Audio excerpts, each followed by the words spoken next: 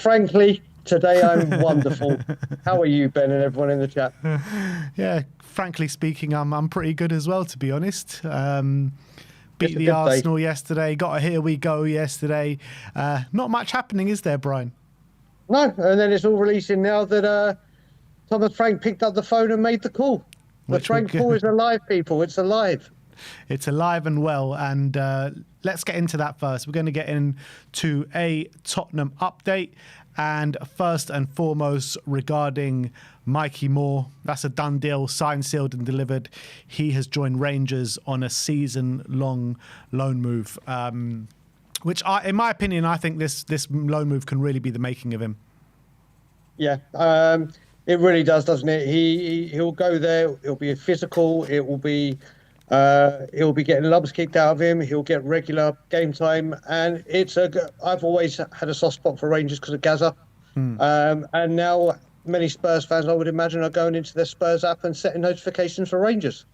Yeah, absolutely. I'm definitely going to be keeping a close eye on them. Yeah, like you say, physical league, a league that he can thrive in. Not such a high quality league in terms of the Scottish League, but I think it's a season where he's at the age now where he can. A season like that, playing consistently, it can turn a boy into a man, and I'm very excited to see what happens. But it does beg the question about what we do this summer if Sonny's to leave. So we're going to get into Sonny in a minute. But if Sonny is to leave this summer, do we dip in and get a left winger along with Odebear and Tell? Or do we stick with Odebear and Tell and then trust Mikey's coming back next season to fight for that first team spot? Well, it's a very good question. It's a very good question. But also, still a top winger could come in and it's more competition. It could see one of the players you just mentioned seen going out the door. And you know what, going back to Mikey as well, with Mikey, is it really about the quality of league he plays in or going there and getting regular minutes? Yeah. And I think what he needs is regular minutes, and it'll be a great education for him. I think the regular minutes will be more of an advantage than if he went to, like, let's say, Serie A, or where the quality is obviously another level up compared to the Scottish League. So it just ticks a lot of boxes. And Sonny's probably departure means we do need a standout left winger or someone of a high caliber to replace him, not just for what he is on the pitch, but what he is to the team off it as well. So it's interesting times for that left wing spot, isn't it? Yeah. I kind of the thinking now that maybe we should just persist with Tell and Odebear. It'll do wonders for their development as well. I've really liked what I've seen from Odebear in pre-season so far. You saw when Tell came on. Yeah, I know he came on in the number 9 yesterday, but his best work came off the left, putting in that cross for Van de Ven at the back post. So it does make me think, should we just persist with Tell and Odebear with knowing that Mikey Moore comes back in next season? Well, that is going to be down to the man at the top, isn't it? It's going to be down, not the man at the top, the man in the dugout to see what he does and see how Mikey progresses at Rangers. We do have an incredible amount of wingers. We are stacked, whether it's stacked with quality or just stacked numerically, time will tell. But Odebear and Tell have got big seasons ahead of them if a left winger doesn't come in, and hopefully they'll grab it with both hands. Yeah, absolutely.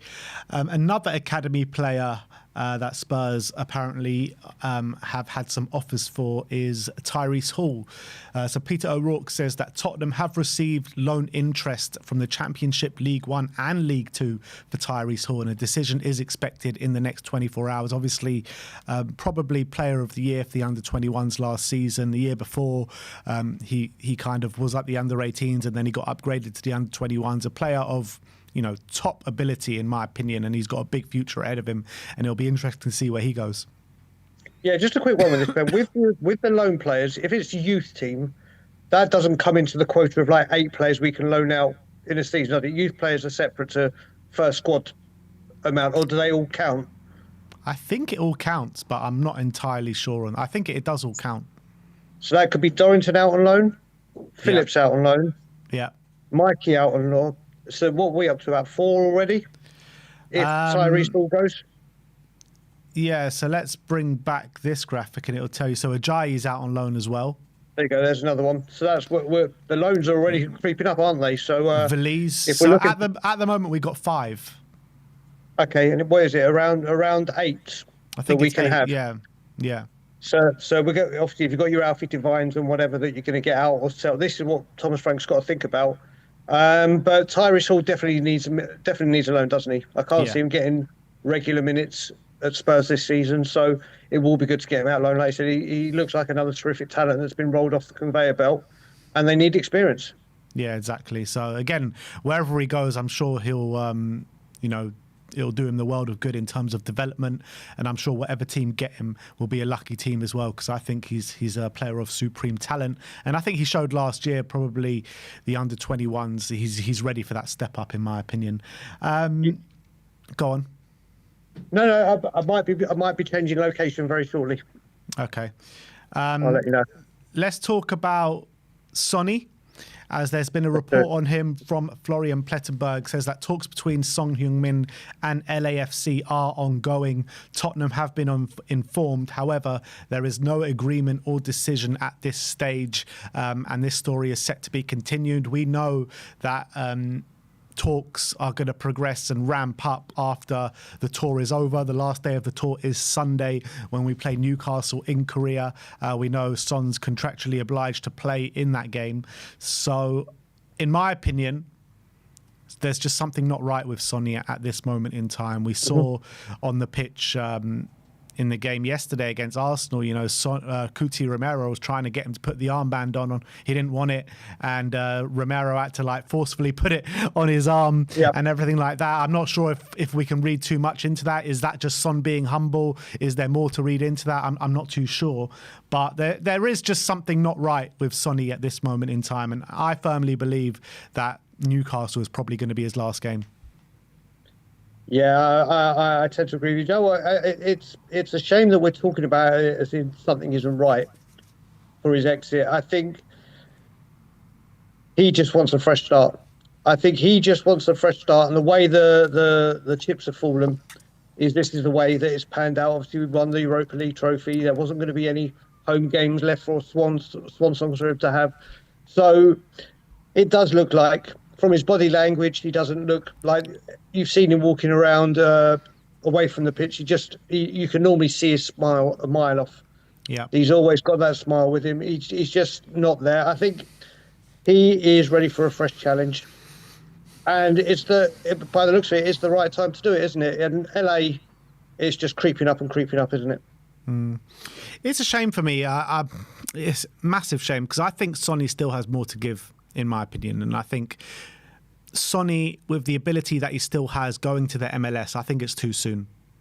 I really do. Yeah, and I think he could have given one more year to Spurs. We've had this discussion both on here and privately. I think he probably could still do it in the Premier League for another year or other leagues in Europe. It's whether Sonny wants to. Yeah. Sonny probably feels that he could do it, but he might say, you know what? And maybe I'll say, but I want a complete fresh challenge in a brand new country, brand new league, brand new culture. And that's what I think it's mainly of. I think he wants to go and experience something because his career is coming to an end. And I don't think it's a case of whether he can do it or if he's lost self-belief in himself. I just think he wants to experience something new. Yeah. I mean, but going to the MLS, experiencing something new and staying in one of Europe's top 5 leagues and still competing kind of at a top level, I would actually have less of a problem with. I've got more of a problem that he wants to go to the MLS at this point, where I still think he's got more to give at the top level. That's what I'm trying to say. He's thinking smart. He's going to acclimatise for the World Cup next summer. He's going there. He won't have to. But I mean, obviously, the travel to go and play for South Korea in international breaks, that's going to be. I don't know if it goes the other way around and becomes a similar kind of flight or an even longer flight. But if he comes to MLS, obviously living over here and seeing the MLS and what these players bring to the North American Football League and everything they want to do it's massive over here. It's a huge deal. And like we said, there is a massive South Korean population and community in Los Angeles. So that will make him have some home comforts and fair play to him. But if he comes over here, he's going to be incredible for the league. and a real injection of class before the World Cup.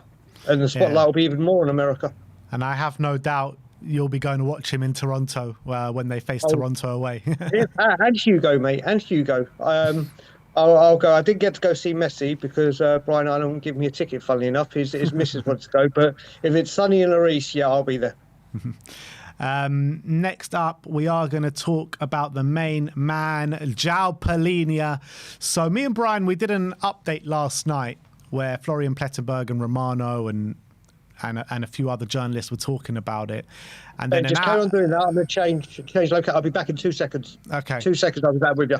And then an hour after we did the update, we got the "Here we go" from Fabrizio Romano. So Fabrizio said, Joao Palhinha to Tottenham, here we go. Final green light arrived now from Bayern Munich. Exclusive detail. Loan deal includes a €30 million buy option clause, so which is about £26 million. For Tottenham, it's not mandatory. The salary has been covered by Spurs. Bayern said yes, and Palhinha will now travel for medical tests. And then he followed on from that, and he said this morning that Joao Palhinha said yes to Tottenham after speaking with Thomas Frank. Frank is very excited about the opportunity to have Palhinha at Spurs, who can provide experience, quality and intensity. He's the exact type of player that Frank wanted at Spurs. And David Ornstein says that Joao Palhinha is undergoing medical tests in Germany today ahead of joining Tottenham from Bayern Munich. The deal for the 30-year-old Bayern Munich midfielder, season-long loan with an option to buy next summer for €30 million. Tottenham will cover the full wages for the Portuguese international. So those wages are close to 200 grand a week in terms of euros. So he'll be close to, well, definitely if Son leaves, he'll be one of, if not the top earner at the club next season. I think he's a player that excites me a lot. It's a profile that we don't have in the squad. I think you look at when he was in the Premier League a couple of years back, most tackles in the league, most duels in the league, one of the most aggressive players in the middle of the park, from defensive and offensive set pieces as well. Very dangerous from both sides of the pitch. You saw him get a few goals from the offensive set pieces. So I'm very excited for this deal for Joao Palhinha, and I think he's the exact player that we've needed for such a long time at this football club, probably since Wanyama has left. And great to hear that Thomas Frank got on the phone to him and he said yes after that phone call. So what's your reaction to that, Brian? Well, obviously, like you were saying just before I left, and sorry for just leaving you there. Obviously, like you said, we did that update and it was just bubbling away. And then obviously, as always, once we've done it, moments later, here we go. It's always the way for all content creators, isn't it? It's always the way. But it's a very, very welcomed addition.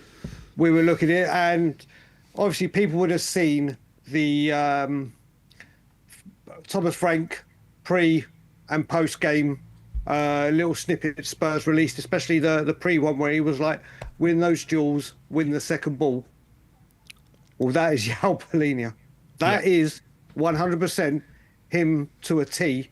So coming in on loan is a very smart move as well, because obviously a lot of people going, well, we still got that 60 million from the transfer that didn't happen.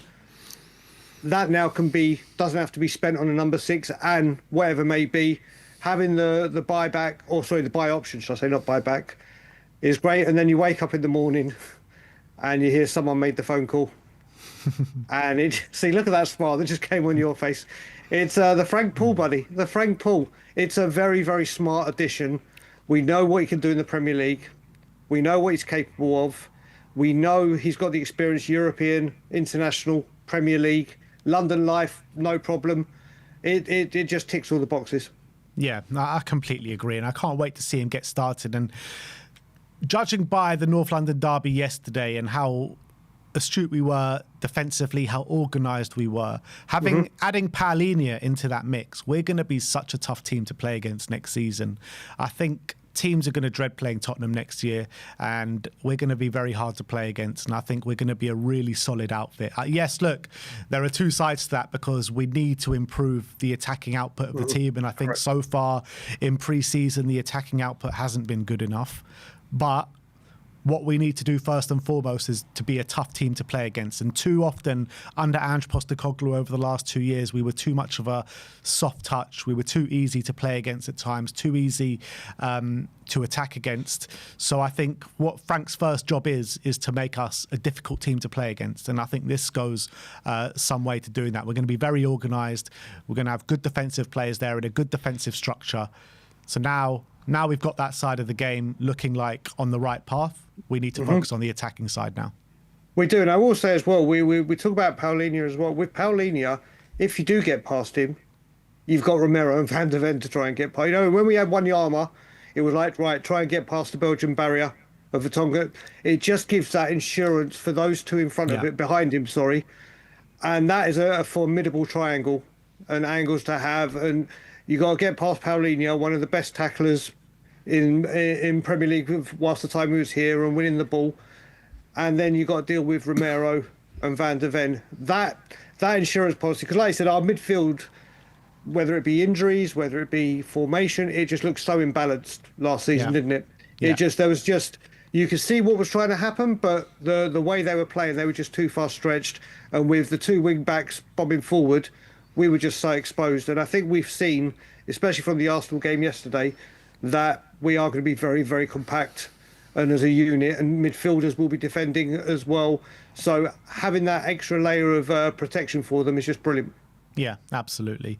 But let's move on to the last topic of the update, and it is regarding Ronald Kolo Muani. So we brought you yesterday, a few journalists were piping up and saying that Spurs have revived their interest in Kolo Muani. The Times, a few journalists from the Times are also on the back of that saying Tottenham have revived their interest in Ronald Kolo Muani. However, we got the "Here We Cold" from Ali Gold yesterday, and he says the renewed links to Ronald Kolo Muani are believed to be wide off the mark.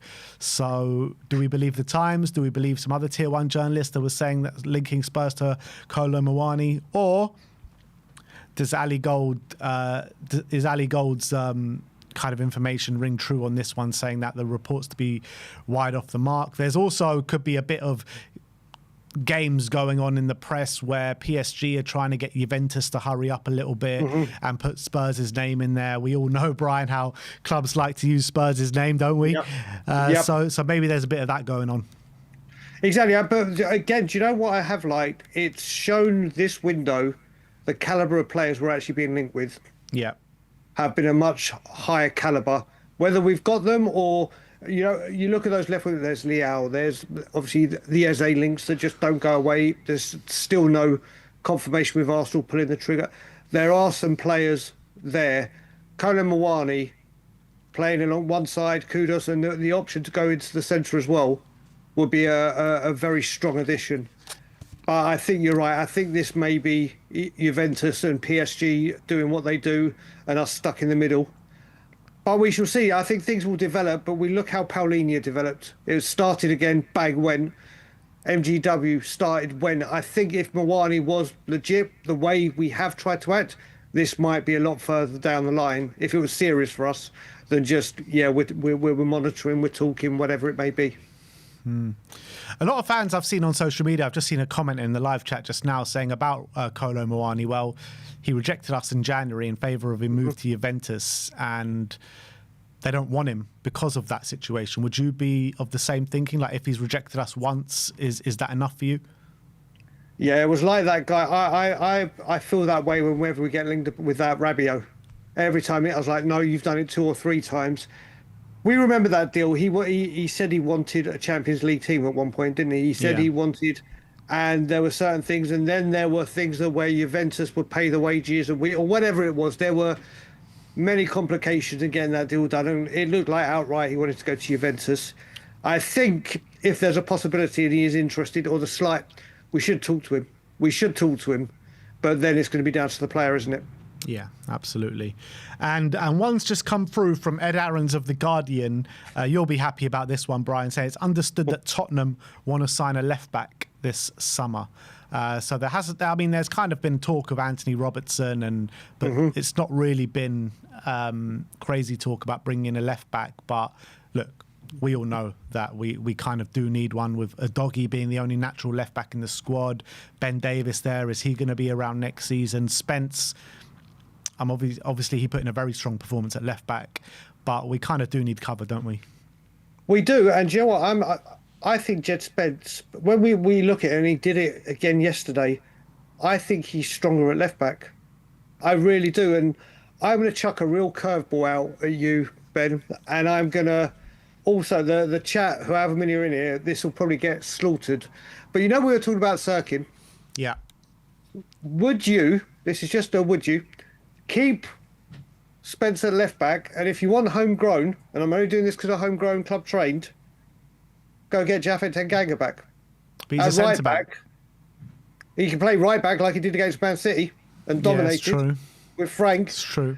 I'm just, like I said, I'm not saying this is the one and this is what we should go for, this is how we should do it, but we keep talking about left backs, and I was of the one that said, listen, if we could get Anthony Robinson and keep Spencer right back, cool, brilliant, amazing, that'll be absolutely fantastic.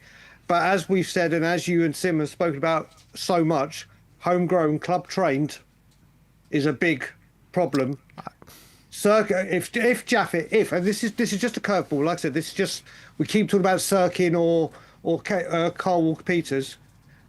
If you look at Japhet Tanganga, we talk about the injuries like he had with us. He hasn't missed a game for Millwall, not a single one in the Championship. He's played we're talking 46 games. Not saying that this is, oh my God, let's go get him, I'm champion Japhet Tanganga. But if we're talking homegrown, could Jed Spence be the left back if we can't get a Robinson or whatever, and go bring someone like Tanganga back? Look, I get it. I get what you're trying to say, but I think Tanganga was doing a job filling in at right back. He is a centre back, and I don't think we want him at right back. I don't think we want him at right back, in my opinion. So I would say no, because I'm done with square pegs and round holes. Okay, if we want a right back, let's go get a right back. You know what I mean? All right, so Spence right back. Let's go back to what I really want, and that would be Anthony Robinson left back. Yeah, I'd much prefer that, to be honest. Yeah, that will be real competition for place. But I was just going along the hope because, like I said, we spoke about homegrown and club trained so much, and obviously he just went completely off the radar. Yeah. And then I don't know why, but yesterday somehow his Man City performance came into my algorithm on YouTube, and I was like, huh. But now Tanganga. Yeah, exactly. The most random thing ever. Another one's actually just been brought to my attention. Barcelona defender Ronald Araújo has been linked with a move away from Barcelona, and Tottenham have been mentioned as a possible destination. According to Fichajes, Tottenham are the most serious about signing the Uruguayan international. They are looking to improve their defensive unit, and they have already made initial moves. Obviously, he's a player that has played a hell of a lot for Barcelona over the last couple of years, a top-level centre-back.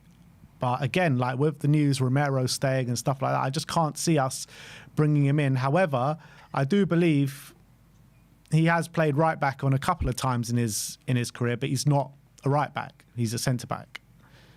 There you go. Over the course of his Barcelona career, he's played 13 games at right back and 105 games at centre back.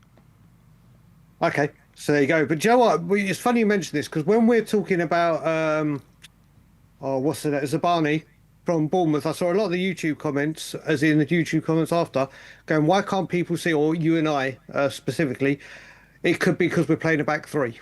And he might, and I was like, whoa, if we're going to play a back three, we've got Kevin Danso. We don't need to spend a whopping amount for another central defender. I think Danso in a back three, Dragushin when he comes back.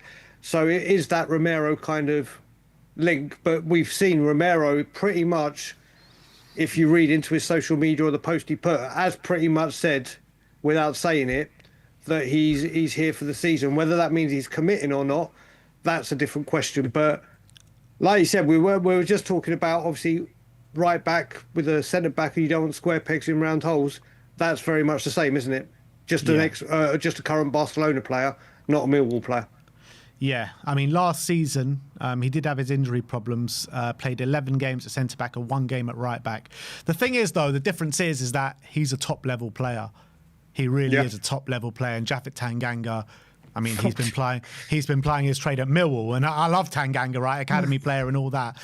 But I think I would love to see Araújo at the club. I just can't see where he fits in, to be honest. Let's just say, if anyone woke up today and thought they were going to hear you and I speak about Barcelona and Millwall in the same sentence, I don't think a lot of people would have that, but there we go.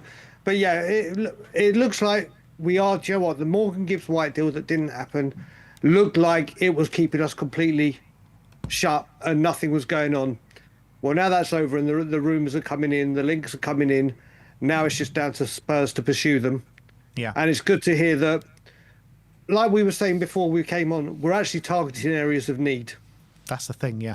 That's the most important thing. We look at previous, and not just as Postecoglou, you go back to Poch, probably go back further where it's like, right, we need this position, we need the position. Oh, we'll go over there. Or we need that position, we'll go over here.